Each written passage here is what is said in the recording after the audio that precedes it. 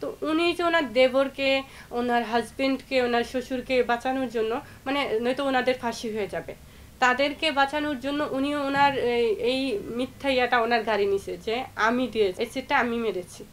একটা মানুষের লাইফ থেকে যদি 20 বছর পার হয়ে যায়, শেষ হয়ে যায়, এই মানুষটার জীবনে কি আছে? আমি একটা একটা উদাহরণ, একজনের একটা গল্প বলি আপনাদের কাছে। ওনার নাম হচ্ছে মর্জিনা আন্টি। হ্যাঁ, লিপস্টিক মর্জিনা, মানে উনি সবসময় লিপস্টিক দিতে পছন্দ করে, তো এই জন্য জেলখানায় ওনার নাম মর্জিনা। তো ওনার বিষয়ে আমি গল্পটা আমি আপনাদের সাথে শেয়ার করতে চাই। যেমন ওনার হচ্ছে ওনার দেবর, তখন তার 14 বছর বয়স, সে একটা মেয়েকে অ্যাসিড মেরেছে। হ্যাঁ, তো উনি যে ওনার দেবরকে, ওনার হাজবেন্ডকে, ওনার শ্বশুরকে বাঁচানোর জন্য, মানে নয়তো ওনাদের ফাঁসি হয়ে যাবে, তাদেরকে বাঁচানোর জন্য উনি ওনার এই মিথ্যা ইয়াটা ওনার গাড়ি নিছে যে আমি দিয়েছি, এই অ্যাসিডটা আমি মেরেছি, মানে ওনার দেবরকে, ওনার শ্বশুর আর হাজবেন্ডকে বাঁচানোর জন্য। ওনার হাজবেন্ডকে উনি প্রচণ্ড রকম ভালোবাসে, তো উনি বলছে আমার হাজবেন্ডকে বাঁচানোর জন্য বা এই ফ্যামিলিটাকে বাঁচানোর জন্য, যাতে ওরা ফাঁসি না হয়, তো আমি আমি আমার গাড়ি নিলাম। তো উনি 20 বছর যাবত আছে। উনি এইটাই জানে না যে আজকের যে এই যে ফোন, আমরা যে অ্যান্ড্রয়েড ফোন ব্যবহার করছি, ফোনের ভিতরে যে সিনেমা দেখা যায়, ফোনের ভিতরে যে নাটক দেখা যায়, বা আমরা মানে মেসেজ করছি, আমার এই মেসেজটা এখনই ওরা ওরা দেখছে, বা ওনার মাথায়তেই নাই, মানে উনি উনি চিন্তাই করতে পারে না যে মোবাইলের মধ্যে এগুলো আছে। কারণ উনি 94 নাকি ওখানে গিয়েছে, তারপর মাঝখানে উনি জামিনে ছিলেন, তারপরে আবার 20 বছর, এখন ওনার 20 বছর রানিং চল। তো উনি বুঝেই না যে মোবাইলের মধ্যে এত কিছু আছে। তো ওখানে আবার একটা টিভি আছে, ছোট্ট একটা টিভি, এটাতে শুধু বিটিভি দেখা যায়। তো বিটিভির একটা নাটকের জন্য উনি না একদম মানে লাফায় ওঠে, মানে উনি খুবই খুশি হয়ে যায় যখন ওনার 3 দিন বিটিভি আসে নাই। তো উনি খুব মন খারাপ। তো আন্টি কি হয়েছে, মন খারাপ কেন? তখন বলে কি, আর বিটিভি আসছে, মানে 3 দিন পরে সে লাফাচ্ছে, খুব খুশি। তা আমি না অবাক হই, আমরা তাকাই থাকি ওনার ওনার দিকে, যে বিটিভি দেখার জন্য উনি এরকম করছে। সাধারণত বিটিভি কিন্তু দেখা হয় না ওরকম। তো তখন ওনাকে বললাম যে আপনি তো যদি বের হন, মোবাইলের মধ্যেই তো সব কিছু। আরে না, তোমরা যেরকম মনে করো ওরকম না।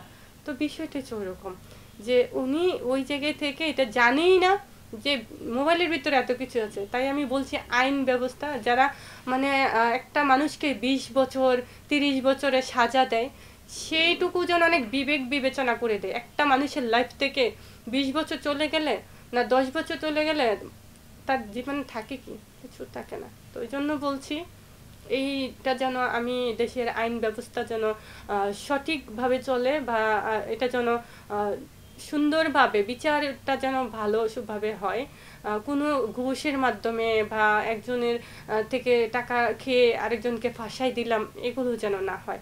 এটা আমি সম্মানের সাথে, শ্রদ্ধার সাথে বলতে চাই। আইন ব্যবস্থা যেন ভালো হয়। ওনার ছেলে যখন 1.5 বছর বয়স, তখন উনি জেলে গেছে। তো ওনার ছেলেকে বিয়ে করেছে। তো ওনার ছেলে আবার বউ ফোন করে কথা বলছে, ওনাদেরকে সপ্তাহে একদিন ফোনে কথা বলতে দেয়। তারপরে উনি বলে কি, আমার ছেলের বউ কথা বলছে, আমার ছেলেকে এত ছোট নিয়ে আসছিলাম, তারপরে ওকে আবার 1 বছর পরেই দিয়ে দিয়েছে ফ্যামিলিতে। তো ওনার ছোট্ট বাচ্চাটা আজকে বিয়ে করেছে, মানে বউ আছে তার, এইগুলো উনি কিছুই দেখে নাই। বা ওনার বাচ্চাটা যে বড় হয়েছে ওনার কাছ থেকে দূরে থেকে, মানে ওই যে কান্না, ওনার যে ফিল, মানে আসলে আমার গা কাটা দিয়ে উঠছে ওটা বলতে, যে উনি সবসময় নামাজে পড়ে থাকে, মানে নামাজ কালাম, উনি সারা রাত ঘুমায় না, তাহাজ্জুদ পড়ে। অনেক ভালো একজন মানুষ, অসাধারণ। মানে ওই জেলখানার মধ্যে যত কয়াতি আছে, মানে জেল হাজতি আছে, হাজতি কয়াতি বলে যাদেরকে, মানে অনেক দীর্ঘ সময় যাদের জেল হয় তাদেরকে নাকি কয়াতি বলে। তো সবার মধ্যে উনি অনেক অনেক ভালো। আর আর জেলে তো মানুষ থেকে থেকে মানে একটা কেমন জানি হয়ে যায়, ওনাদের ব্যবহার এত বেশি খারাপ থাকে, মানে কথাবার্তা ব্যালেন্স ঠিক না, মানে অল্পতেই ঝগড়া করে সাদা। মানে আমি এটা পরে ফিল করছি যে না, একটা মানুষ এই বছরের পর বছর এখানে পড়ে আছে, এখানে থেকে এই অবস্থাটা হয়। তো ওই জন্যই বলছি, দেশের আইন ব্যবস্থা যেন ভালো হয়, মানে এখানে যেন কোনো দুর্নীতি না হয়। একটা মানুষকে জেলে পাঠানোর আগে যেন এই জজ যিনি যিনি লিখে দেয় যে এত বছরের জেল, এই কলমটা লেখার আগে যেন উনি 1000 বার ভাবে। এটাই আমি আপনাদের মাধ্যমে জানাতে চাই।